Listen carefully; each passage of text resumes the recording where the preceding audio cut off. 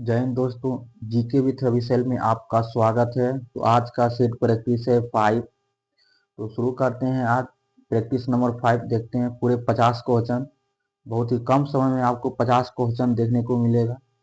शुरू करते हैं 1 नंबर क्वेश्चन से, जो कि काफी महत्वपूर्ण क्वेश्चन इस सेट में दिखा गया है। अगला पहला क्वेश्चन है कि दार्शनिक विषयों के से संबंधित बौद्ध ग्रंथ का नाम क्या है। दार्शनिक विषयों से संबंधित बौद्ध ग्रंथ का नाम क्या है। इसका सही आंसर है सी। सी ऑप्शन सही है। अभिधम पिटक। क्या है? अभिधम पिटक। अगला क्वेश्चन है कि निम्नलिखित कथनों पर विचार कीजिए और कूट से सही कथन का विकल्प को चुनिए। तो पहला कथन है कि वैदत्रयी में ऋग्वेद, अयुर्वेद एवं सामवेद शामिल किए जाते हैं। और दूसरा है कि छंदोग्य उपनिषद को प्राचीन उपनिषद माना जाता है, सबसे प्राचीन उपनिषद माना जाता है। और तीसरा है कि अस्तो माँ सतगमय, तमसो माँ ज्योतिर्गमय श्लोक जो है बृहद्रारण्यक उपनिषद से लिया गया है। इसका सही आंसर है डी, यानी तीनों कथन सही है। ऑप्शन नंबर डी जो है सही है, तीनों कथन सही है। अगला क्वेश्चन है कि निम्न में से कौन सा युग मानव सभ्यता से संबंधित है। निम्न में से कौन सा युग मानव सभ्यता से संबंधित है। इसका सही ऑप्शन है ए, होलोसीन। होलोसीन जो है मानव सभ्यता से संबंधित है। अगला क्वेश्चन है कि प्रशासन के संदर्भ में निम्नलिखित को सुमिलित कीजिए। तो पहला है दीवान ए अर्ज। दीवान ए अर्ज।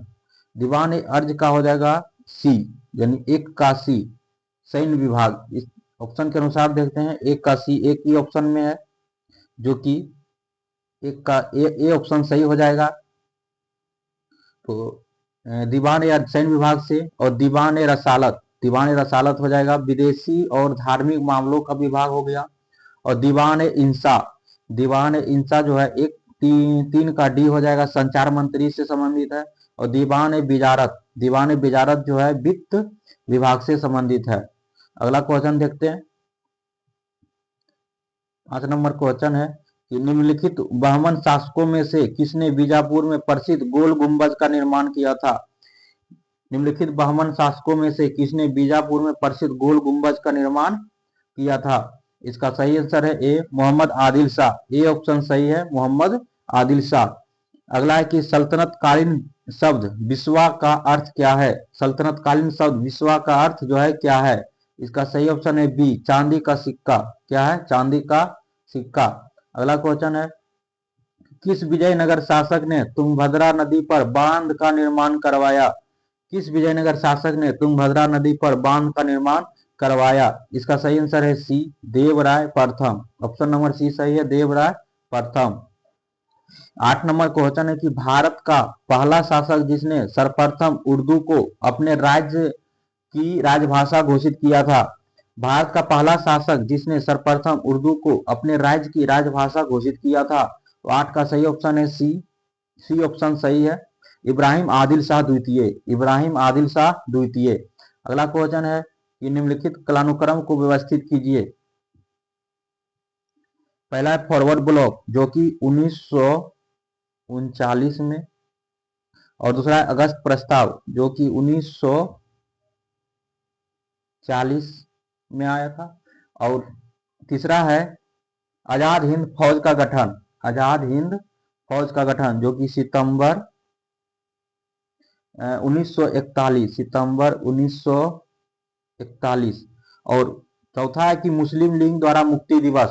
मुस्लिम लीग द्वारा मुक्ति दिवस है 22 दिसंबर 1939। 1939। तो इसका सही आंसर हो जाएगा 9 का सही आंसर हो जाएगा सी, यानी पहले फॉरवर्ड ब्लॉक, उसके बाद चौथा मुस्लिम लीग द्वारा मुक्ति दिवस जो कि 1939, 22 दिसंबर 1939। उसके बाद दूसरा अगस्त प्रस्ताव 1940। उसके बाद तीसरा है आजाद हिंद फौज का गठन सितंबर 1941। अगला क्वेश्चन देखते हैं। अगला क्वेश्चन है, अगस्त 1932 ईस्वी में रेमजे मैकडोनाल्ड के सांप्रदायिक पंचायत के द्वारा पहली बार एक पृथक निर्वाचन समूह बनाया गया था। किसके लिए बनाया गया था? इसका सही आंसर है दलितों के लिए। किसके लिए बनाया गया था? दलितों के लिए। अगला है कि ब्रिटिश भारतीय राज क्षेत्र का अंतिम प्रमुख विस्तार किसके समय में हुआ? ब्रिटिश भारतीय राज का अंतिम प्रमुख विस्तार किसके समय में हुआ? इसका सही ऑप्शन है डी। डी आंसर सही है, लॉर्ड जो है डलहौजी के समय में हुआ। अगला क्वेश्चन है कि अकालों को रोकने तथा अकाल पीड़ितों की सहायता हेतु भारत सरकार ने अकाल संहिता कब प्रसारित की? अकाल संहिता जो है कब प्रसारित की? इसका सही ऑप्शन है सी, 1883 ईस्वी में, 1883।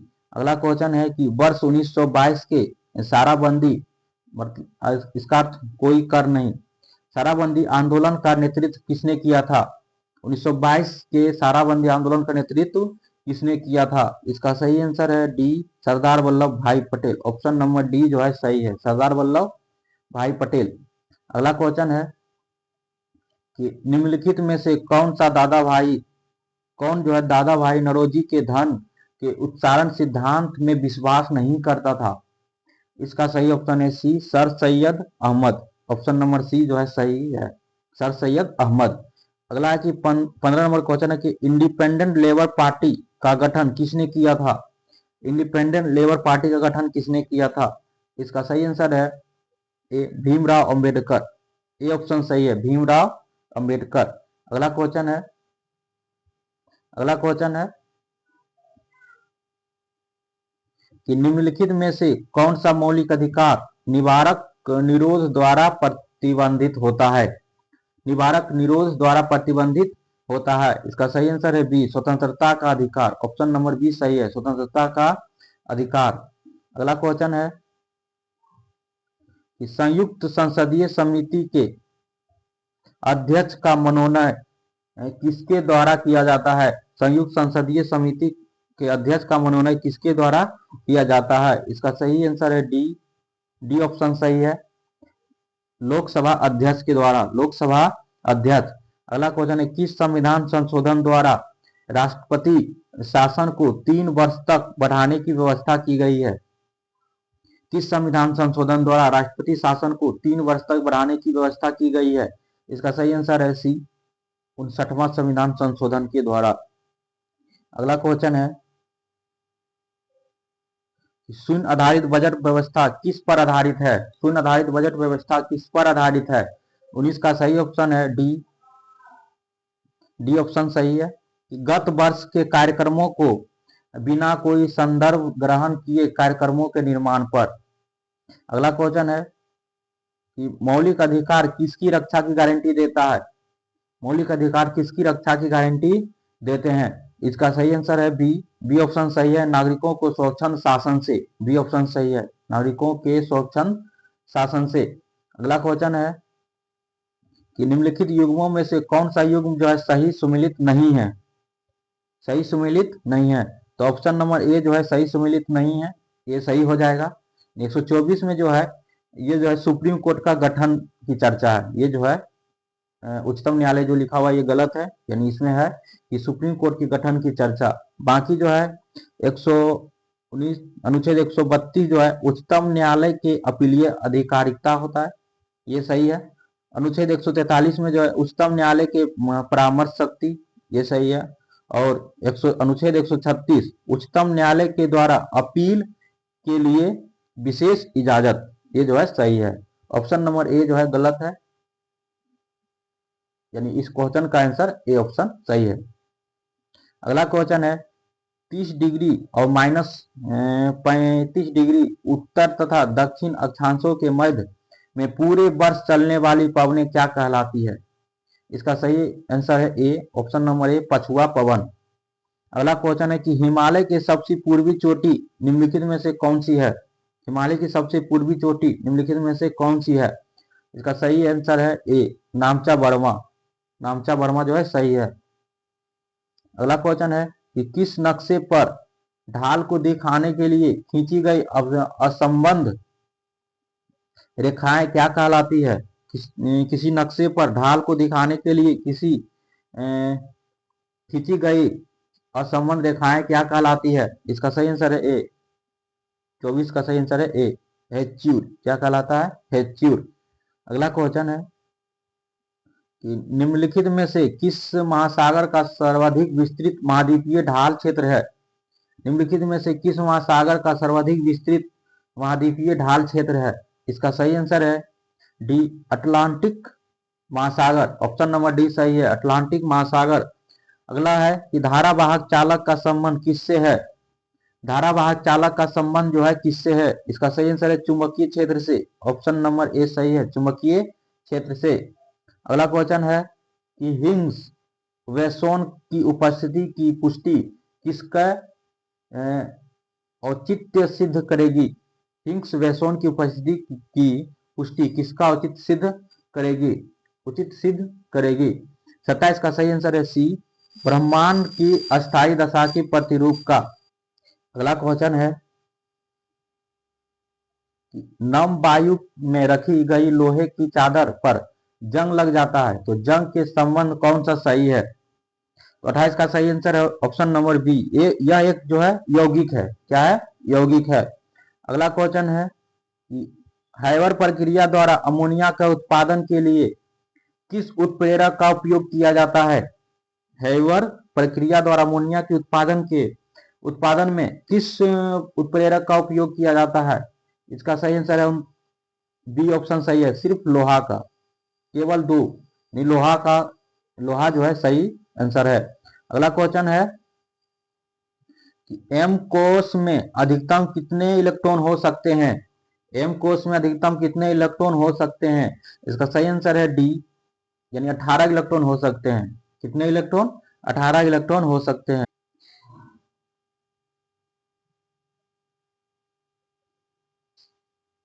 कि निम्न में से कौन सा रासायनिक तत्व क्षारीय मृदा धातुओं के समूह से संबंधित नहीं है? क्षारीय मृदा धातुओं के समूह से संबंधित नहीं है। तो 31 का सही आंसर है डी, पोटेशियम। पोटेशियम जो है क्षारीय मृदा धातु से संबंधित नहीं है। बाकी मैग्नीशियम, रेडियम, बेरियम जो है क्षारीय मृदा धातु है। अगला क्वेश्चन है कि निम्न में से मिल्क ऑफ मैग्नीशिया क्या है? निम्न में से मिल्क ऑफ मैग्नीशिया क्या है? इसका सही आंसर है बी, यानी मृदु क्षारक है। क्या है? मृदु क्षारक। अगला क्वेश्चन है निम्न में से कौन लिंग निर्धारण के लिए उत्तरदायी होते हैं? निम्न में से कौन लिंग निर्धारण के लिए उत्तरदायी होते हैं? इसका सही आंसर है सी, एलोसोम्स। सी ऑप्शन सही है, एलोसोम्स। अगला क्वेश्चन है कि यदि किसी जीवाणु में केवल एक सिरे पर फ्लैजिला होता है तो इन्हें क्या कहा जाता है? यदि किसी जीवाणु में एक सिरे पर फ्लैजिला होता है तो इन्हें क्या कहा जाता है? इसका सही आंसर है बी, यानी मोनोट्राइकस। बी ऑप्शन सही है, मोनोट्राइकस। अगला क्वेश्चन कि निम्न में से कौन सा कोशिकांग अमीबा में जल की मात्रा को बनाए रखने के लिए उत्तरदायी होता है? तो कोशिका में जल की मात्रा को बनाए रखने के लिए उत्तरदायी होता है। इसका सही आंसर है डी, संकुचनशील रिक्तिका। संकुचनशील रिक्तिका सही है, ऑप्शन नंबर डी। अगला है कि त्वचीय शोषण होता है किसमें? तो त्वचीय शोषण किसमें होता है? तो ये जो है केचुआ में होता है। केचुआ, ऑप्शन नंबर सी सही है, केचुआ में त्वचीय शोषण होता है। अगला क्वेश्चन है कि मनुष्यों के पाचन तंत्र में उत्सर्जित अम्ल कौन सा है? मनुष्यों के पाचन तंत्र में उत्सर्जित अम्ल कौन सा है? इसका सही आंसर है डी, हाइड्रोक्लोरिक अम्ल। ऑप्शन नंबर डी सही है। अगला है कि मानव मस्तिष्क का कौन सा भाग उल्टी यानी वोमिटिंग की अनैच्छिक क्रिया को नियंत्रित करता है? तो इसका सही ऑप्शन है बी, ऑप्शन जो है सही है, पजस मस्तिष्क। पजस मस्तिष्क। अगला क्वेश्चन है कि टेरिडोफाइटा समूह के पौधों में निम्न में से क्या नहीं पाया जाता है? टेरिडोफाइटा समूह के पौधों में निम्न में से क्या नहीं पाया जाता है? इसका सही आंसर है ए, ऑप्शन नंबर ए, पुष्प नहीं पाया जाता है। अगला है कि पौधों में ऊर्जा का अंतिम स्रोत क्या हो? पौधों में ऊर्जा का अंतिम स्रोत जो है क्या है? इसका सही आंसर है डी, सूर्य का प्रकाश। सूर्य का प्रकाश। अगला क्वेश्चन है कि कोई भी ऐसी वस्तु जो सरलता से पर्याप्त मात्रा में उपलब्ध हो और जिसे जनता ने सुविधा की दृष्टि से मुद्रा का दर्जा दे दिया हो, उसे क्या कहलाता है? उसे क्या कहते हैं? इसका सही आंसर है वस्तु मुद्रा। बी ऑप्शन सही है, वस्तु मुद्रा। अगला क्वेश्चन है कि भारत में योजना के मुख्य उद्देश्य विकास की एक ऐसी प्रक्रिया प्रारंभ करना था जो रहन सहन के स्तर को ऊंचा उठाए तथा लोगों के लिए समृद्ध वैविध्यपूर्ण जीवन के नए अवसर उपलब्ध कराए। तो यह जो है ध्येय किस पंचवर्षीय योजना से संबंधित है? तो इसका सही आंसर है बी, प्रथम पंचवर्षीय योजना। ऑप्शन नंबर ए सही है, प्रथम पंचवर्षीय योजना। अगला कि विश्व नोई आंदोलन का संबंध निम्न में से किससे है? विश्व नोई आंदोलन का संबंध किससे है? इसका सही आंसर है वृक्षारोपण से। ए ऑप्शन सही है, वृक्षारोपण से। अगला क्वेश्चन है निम्न में से कौन एक सर्वाधिक भंगुर पारिस्थितिकी तंत्र है जो वैश्विक तापमान द्वारा सबसे पहले प्रभावित होगा?